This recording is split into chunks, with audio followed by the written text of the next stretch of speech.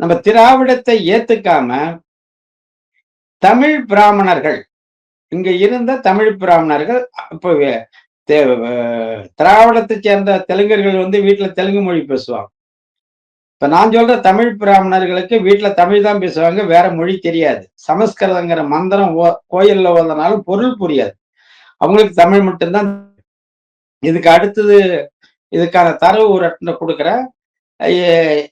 ஈவேரா வந்து துறவு கோலம் பூண்டு போகும் பொழுது சென்னையிலிருந்து தொடர் வண்டியில 2, 3 தமிழ் பிராமணர்களும் கூட வராங்க. காசிக்கு இவர் துறவு போகும்பொழுது. இந்த இளமை கால வரலாறு தான் படிக்க போறோம். அதுக்கு முன்னோட்டமா தான் இந்த தரவுகளை நம்ம கொடுக்க வேண்டியதா இருக்கு.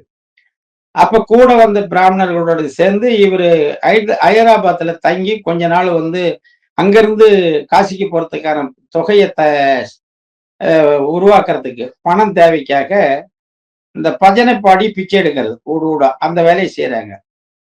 இப்ப இந்த ராமாயணம் மகாபாரதத்தெல்லாம் கதையா ஒப்பிக்கிற காலகட்டங்க. அதுக்கு காசு போடுவாங்க.